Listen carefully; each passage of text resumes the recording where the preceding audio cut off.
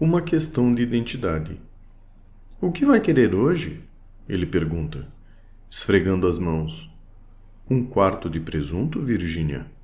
Um belo pedaço de queijo? Evidentemente, ele me via como um freguês. Muitas vezes, pegava o telefone da enfermaria e dizia: Thompson's Delicatessen. Ah, Sr. Thompson, exclamo. E quem o senhor acha que eu sou? Meu Deus! A luz está fraca. Eu confundi com um freguês. Como se não fosse meu velho amigo Tom Pinks. Eu e Tom, ele sussurrara para a enfermeira, sempre íamos juntos às corridas. Sr. Thompson, errou de novo. É mesmo? Ele replica, sem se desconcentrar nem por um momento. Por que você estaria usando um avental branco se fosse Tom? Você é Ime, o açougueiro, meu vizinho, que vende carne, kosher, mas não há manchas de sangue em seu avental. Os negócios estão indo mal hoje? Você parece um matadouro quando a semana chega ao fim. Eu mesmo me sentindo um tanto confuso com esse turbilhão de identidades. Remexo no estetoscópio que trago pendurado no pescoço. Um estetoscópio? Ele explodiu. É você fingindo ser Ime? Vocês, mecânicos, estão todos começando a se dar ares de médicos, de avental, estetoscópio. Ainda por cima, como se precisasse de um estetoscópio para ouvir um carro. Então, meu velho amigo Manes, do posto móvel, lá do começo do quarteirão, veio comprar um salsichão e o centeio? William Thompson tornou a esfregar as mãos no seu gesto de vendedor de mercearia e procurou o balcão. Não encontrando, ele me olhou novamente confuso. Onde estou? Ele perguntou com uma súbita expressão assustada. Pensei que estivesse em minha loja. Doutor, minha mente deve ter divagado. O senhor quer que eu tire a camisa para me examinar como de costume? Não, como de costume. Eu não sou seu médico de costume. De fato, não percebi de imediato. O senhor não é o médico que sempre vem me dar pancadinhas no peito e... Meu Deus! Que barba o senhor tem! Parece Sigmund Freud. Será que fiquei maluco com um parafuso solto? Não, Sr. Thompson. Não com parafuso solto. Só um pequeno problema de sua memória. Dificuldade para lembrar e reconhecer pessoas. Minha memória tem me pregado algumas peças, ele admitiu. Às vezes, cometo erros. Confunde uma pessoa com outra. O que vai querer hoje? Queijo ou presunto, Virgínia? E assim acontecia com variações todas as vezes, com improvisações sempre imediatas. Eram engraçadas, ora brilhantes e, em última análise, trágicas. O Sr. Thompson me identificava errado, pseudo-identificava, com uma dúzia de pessoas diferentes no decorrer de 5 minutos. Passava velozmente e sem a menor dificuldade de uma suposição, uma hipótese, uma crença a outra, sem demonstrar um mínimo de dúvida, em momento algum. Nunca sabia quem eu era, ou o que ele era e onde estava. Ex-dono de armazém com grave síndrome de Korsakoff em um hospital para doentes neurológicos. Ele não se recordava de coisa alguma, por mais que alguns segundos. Vivia desorientado e em abismos de amnésia abriam-se continuamente sobre ele, mas ele os transpunha agilmente por meio de fluentes fabulações e ficções de todo tipo. Para ele, não eram ficções, mas o modo como ele subitamente via ou interpretava o mundo. O fluxo radical e a incoerência desse mundo não podiam ser tolerados, reconhecidos por um instante. Havia, em vez disso, essa estranha, delirante, quase coerência, enquanto o Sr. Thompson, com suas invenções incessantes, inconscientes e velozes, improvisava continuamente um mundo à sua volta. Um mundo das 1001 noites, uma fantasmagoria, um sonho de pessoas, figuras, situações sempre em mudança, mutações e transformações contínuas, caleidoscópicas. Mas, para o Sr. Thompson, não se tratava de uma série de fantasias e ilusões, sempre mutáveis e esvanecentes, e sim de um mundo absolutamente normal, estável, de concreto. Pelo que ele soube, não havia problema algum. Certa ocasião, o Sr. Thompson saiu a passeio, identificando-se na portaria como Reverendo William Thompson, chamando um táxi e se ausentando por um dia. O motorista do táxi, com quem falamos depois, declarou que nunca tinha visto um passageiro tão fascinante, pois o Sr. Thompson contou-lhe uma história atrás da outra, espantosas histórias, pessoais, cheias de aventuras fantásticas. Ele parecia ter estado em toda parte, feito tudo, conhecido todo mundo. Não pude acreditar que tanta coisa fora possível em uma única vida, disse ele. Não é exatamente uma única vida, respondemos. É tudo muito curioso, é uma questão de identidade. Jimmy G., outro paciente com síndrome de Korsakoff, descrito com detalhe no capítulo 2, já de longa data, sossegara de sua fase aguda da síndrome de Korsakoff e permanecia agora estacionado em um estado permanente de desorientação, ou talvez em um permanente sono ou reminiscência do passado, com aparência do presente. Mas o Sr. Thompson, recém-saído do hospital, sua síndrome de Korsakoff explodira apenas 3 semanas antes, quando ele apresentou febre alta, delirou e deixou de reconhecer toda a sua família. Estava ainda em ebulição, ainda em um delírio confabulatório quase frenético, do tipo, às vezes, denominado psicose de Korsakoff.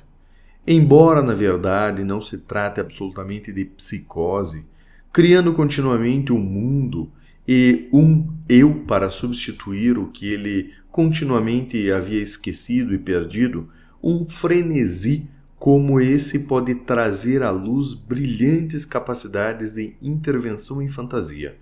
Um verdadeiro gênio com um gênio fabulatório, pois um paciente desse precisa praticamente inventar a si mesmo e o seu mundo a cada momento. Cada um de nós tem uma história de vida, uma narrativa íntima, cuja continuidade, cujo sentido é nossa vida. Pode-se dizer que cada pessoa constrói e vive uma narrativa, e que a narrativa é a pessoa, sua identidade. Se desejamos saber a respeito de um homem, perguntamos qual é a sua história real, mais íntima, pois cada um de nós é uma biografia, uma história.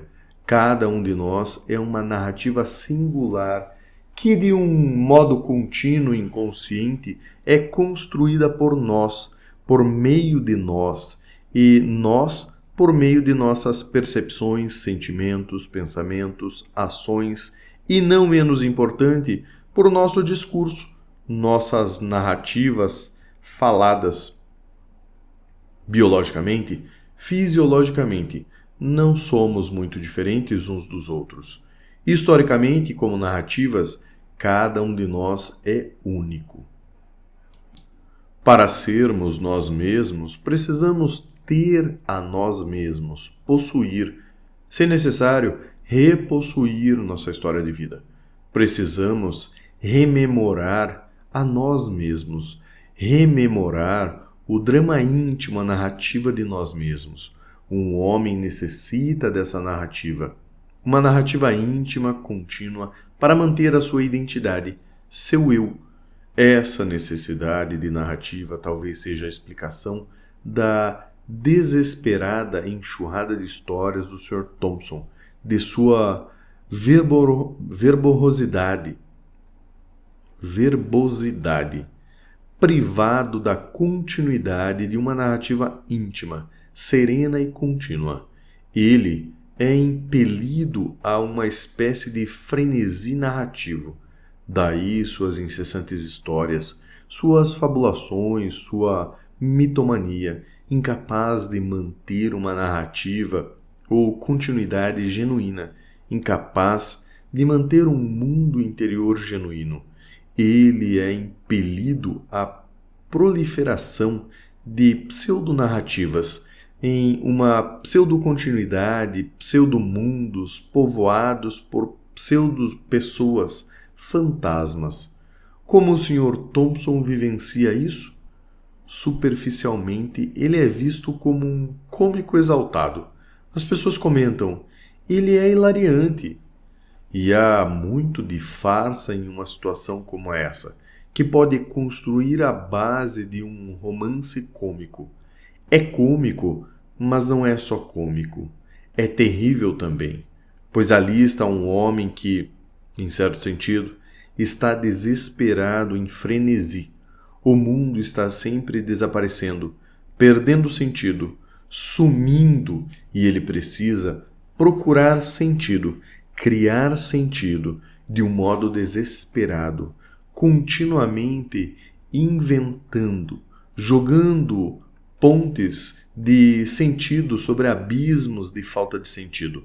O caos que se encara continuamente sobre ele.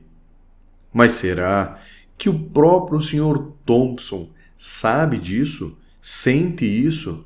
Depois de achá-lo hilariante, gozado, divertido, as pessoas ficam perturbadas, até mesmo aterrorizadas, por alguma coisa que há nele. Ele nunca para, dizem. É como um homem numa corrida, um homem tentando pegar algo que sempre lhe foge. E, de fato, ele nunca pode parar de correr, pois a brecha na memória, na existência, no sentido, nunca é curada, precisando ser transposta, ser remendada a cada segundo.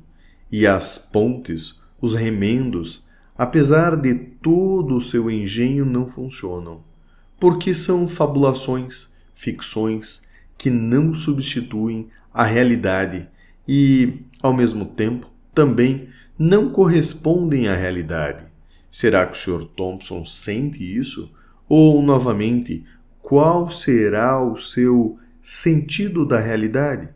Será que ele vive o tempo todo em um tormento?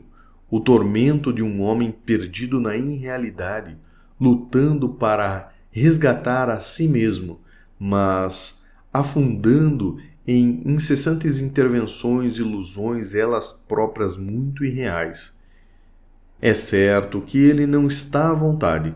Seu rosto mostra uma expressão tensa, preocupada o tempo todo, como um homem sob incessante pressão interior, ocasionalmente, não com tanta frequência ou mascarada, se presente, uma expressão de confusão, franca, nua, patética, o que salva o Sr. Thompson em certo sentido, e em outro sentido o arruína, é a superficialidade forçada ou defensiva de sua vida, o modo como ela é efetivamente reduzida a uma superfície brilhante, cintilante, iridescente, sempre em mudança, mas apesar de tudo, isso uma superfície, uma massa de ilusões, um delírio sem profundidade. Isso e também o fato de ele não sentir que perdeu o sentido. Pelo sentimento que perdeu, de não sentir que perdeu a profundidade incomensurável, misteriosa, de inumeráveis níveis, de alguma forma, define a identidade ou a realidade. E isso ocorre a todas as pessoas que entram em contato com ele, por qualquer período de tempo. Sob a influência, até mesmo seu frenesi, existe uma estranha perda de sentimento, daquele sentimento ou discernimento que distingue entre o real e irreal, verdadeiro e não verdadeiro. Não se pode falar de mentiras, nesse caso, apenas não verdades. Importante e trivial, relevante ou irrelevante, o que sai torrencialmente em sua incessante fabulação tem, em última análise, um singular caráter de diferença. Como se de fato não importasse o que ele disse ou o que qualquer um fez ou disse. Como se nada verdadeiramente importasse mais. Um exemplo notável disso ocorreu uma tarde quando William Thompson, maltraqueando sobre todos os tipos de pessoas que improvisava na hora, disse: "E lá vai meu irmão caçula, Bob, passando na janela." No mesmo tom excitado, mas invariável e indiferente do resto de seu monólogo, fiquei pasmo quando, um minuto depois, um homem espiou pela porta e disse: "Sou Bob, o irmão mais novo de William.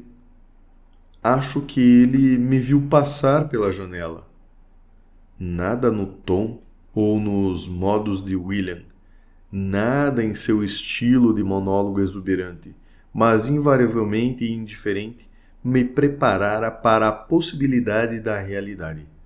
William falou de seu irmão, que era real, precisamente no mesmo tom, ou ausência de tom em que falava do irreal.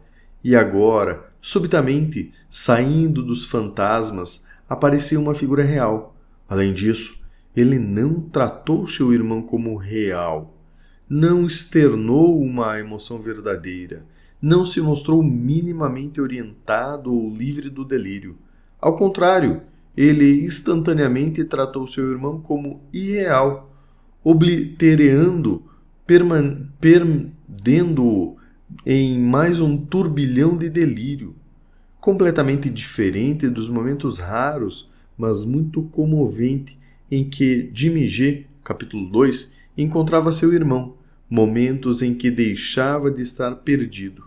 Isso desconcertou bastante o pobre Bob, que em vão dizia: "Sou Bob, não Rob. Não Dob, sou Bob." Em meio das fabulações, talvez algum fio de memória, de parentesco ou identidade, lembrada ainda permanecesse ou viesse à tona por um instante.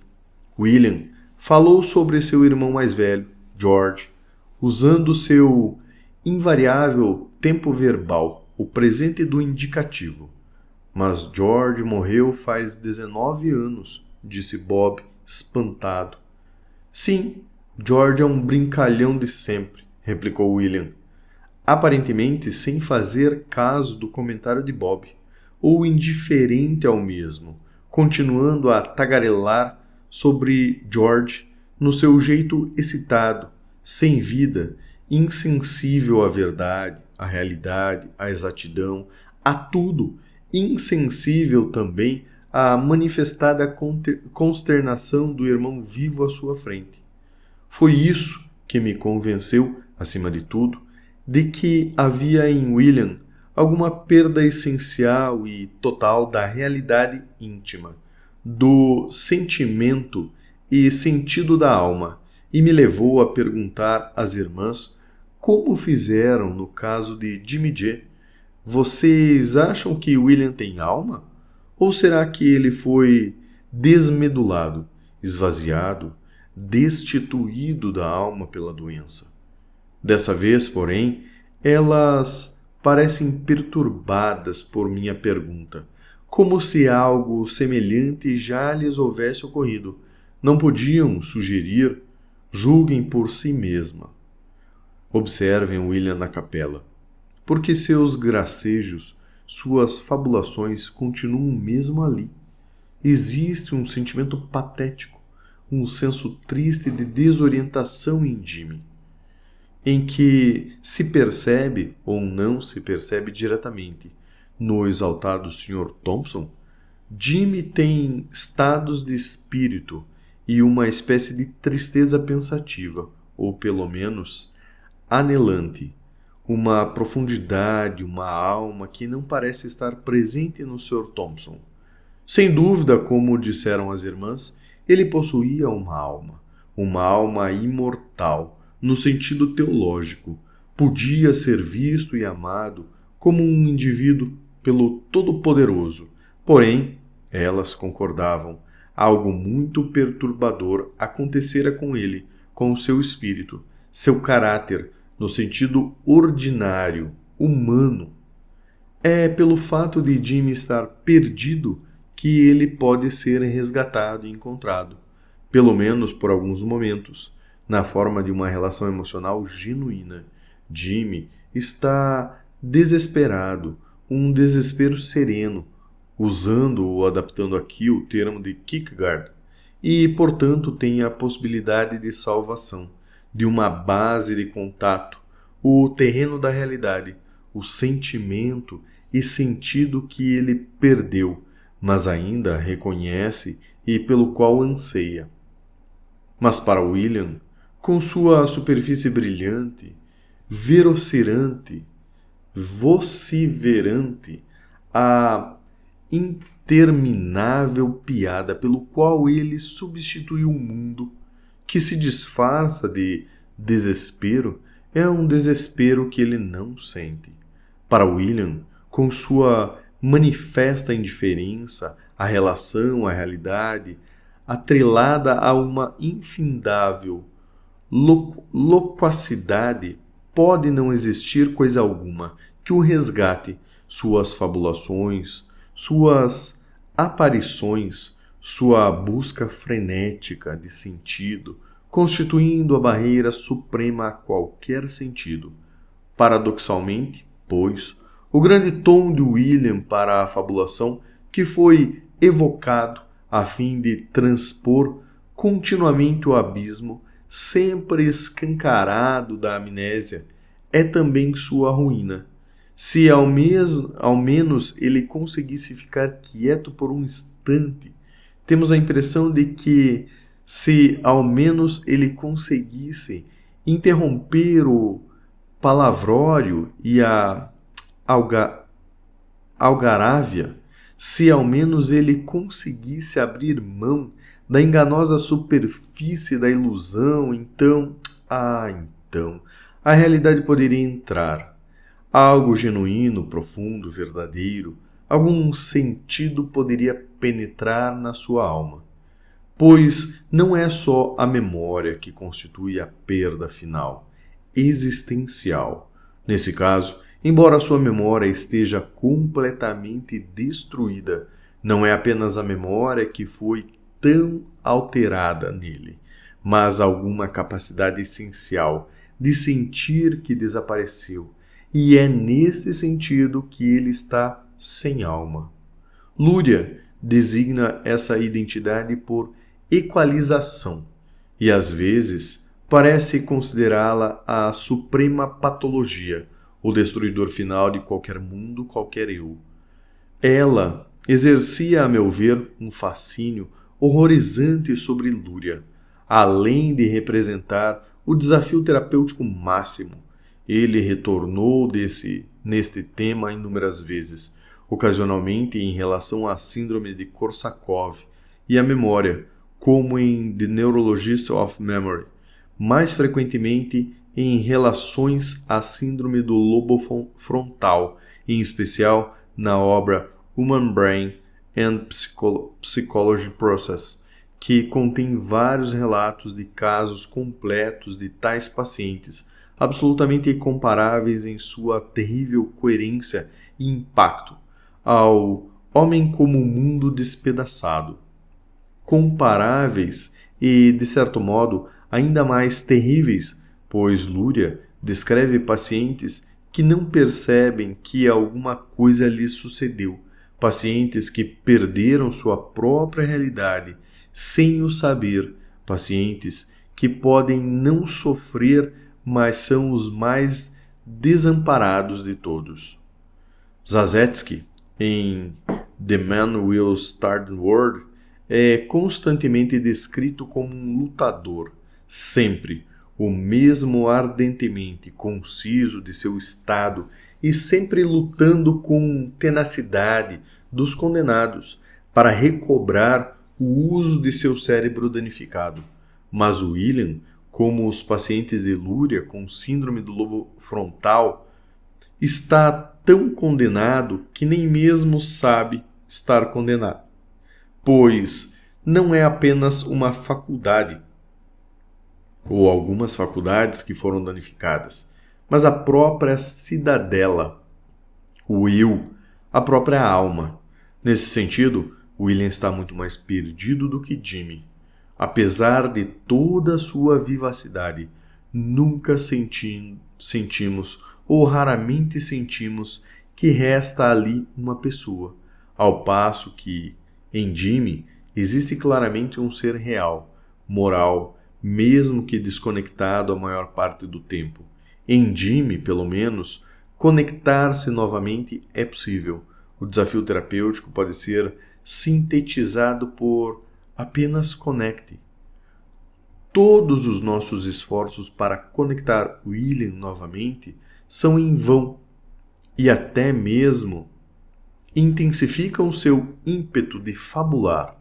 Mas quando nos abstemos desses esforços e o deixamos à vontade, ele às vezes perambula pelo jardim tranquilo, que circunda nossa instituição, e ali onde nada lhe é exigido, no silêncio, ele recobra seu próprio silêncio, a presença de outros, de outras pessoas, deixa-o excitado e agitado, força-o em um palavrório social incessante, frenético, um verdadeiro delírio de fabricação e busca de identidade. A presença de plantas, um jardim silencioso, a ordem não humana, que não impõe a ele exigências humanas, permite que relaxe, que se aquiete. O delírio da identidade e as plantas, com sua serena e não humana autossuficiência e integridade, proporcionam-lhe uma rara serenidade e autossuficiência própria, oferecendo, abaixo ou além de todas as identidades e relações meramente humanas, uma profunda comunhão, sem palavras, com a própria natureza, e com isso a recuperação do senso de estar no mundo, de ser real.